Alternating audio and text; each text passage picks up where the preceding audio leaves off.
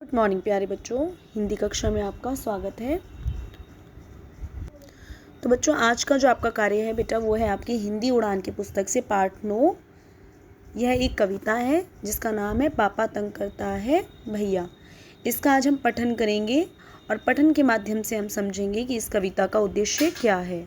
ठीक है, तो इस कविता में क्या होता है कि भाई बहन आपस में लड़ते हैं। जैसे कि भाई बहनों में आपस में लड़ाई होती है ना, आप लोगों में भी होती होगी। क्या होता है, वे रूठते हैं, फिर मान भी जाते हैं, मम्मी से शिकायत करते हैं। तो हमें क्या करना चाहिए, आपस के झगड़े आपस में ही सुलझा लेने चाहिए, क्योंकि भाई बहन के झगड़ों में भी क्या होता है बेटा, प्यार छुपा होता है। तो वे आपस में रूठते हैं, फिर मान भी जाते हैं। इस तरह खुद उनमें खेल कूदने की जो सामूहिकता का, जो इकट्ठे एक साथ खेलने का जो है बेटा भाव पैदा होता है ना। अगर हम आपस में खेलेंगे नहीं, लड़ेंगे नहीं, तो ऐसे हम किसी के साथ भी रह नहीं पाएंगे। तो खेलने के साथ साथ हमारी लड़ाई भी होती है और हम फिर आपस में मान भी जाते हैं। इसी तरह से हमारा जो बचपना है आपस में बीतता चला जाता है ना। तो अब आपको ये बताया जा सकता है इस कविता के माध्यम से कि भाई बहन का जो झगड़ा होता है वो बहुत मीठा होता है, जिसमें ऊपर से गुस्सा होता है लेकिन अंदर ही अंदर प्यार भी होता है। जैसे भाई बहन आपस में लड़ते हैं लेकिन क्या होता है, उनके अंदर कोई नफरत होती है नहीं। अगर आपको चोट लग जाती है तो सबसे पहले क्या होता है, अपने जो हमारे भाई बहन हैं उन्हें सबसे ज़्यादा दर्द होता है।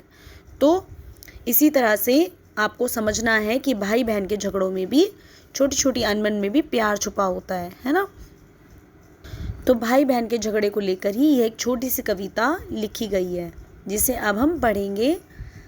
पापा तंग करता है भैया। अब वो क्या कर रहा है, लड़का अपने पापा से शिकायत कर रहा है कि पापा तंग करता है भैया, कार तोड़ दी इसने मेरी, फेंक दिए दो पहिए दूर, हॉर्न टूट अलग पड़ा है, बत्ती भी है चकनाचूर, कहता पापा से मत कहना, ले लो मुझसे 1 रुपया।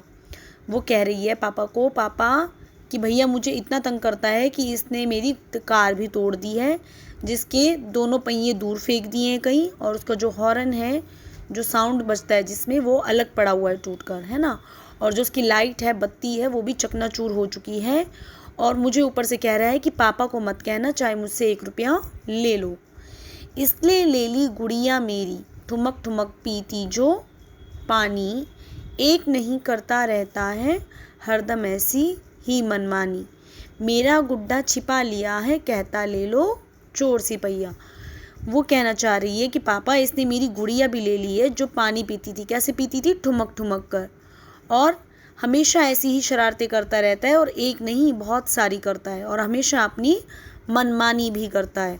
इसने मेरा गुड्डा भी छुपा लिया है और कहता है ले लो चोर सिपैया। चोर सिपैया मतलब ढूंढ कर ले लो। चोर सिपाही जैसे आपस में दौड़कर छुपते हैं, ढूंढते हैं, ऐसा खेल खेलते हैं ना, छुपन छुपाई का। इसी तरह से वो कह रहा है कि मेरा अब जो गुड्डा है वो उसने छुपा लिया है, और वो मुझे बोल रहा है कि अपना गुड्डा जो है ढूंढ कर ले लो।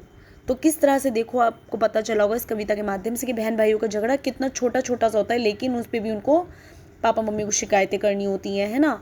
और इसी में जो भाई होता है अपनी बहन को किस तरह से वो सता रहा है कि उसकी गुड़िया भी ले ली है और उसका गुड्डा भी छिपा दिया है।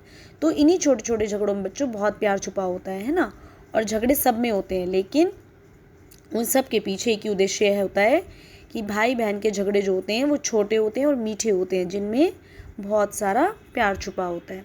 तो ये कविता आपको अच्छे से याद करनी है, जिससे कि यह कविता आपको याद हो जाएगी और लिखवाई जाएगी।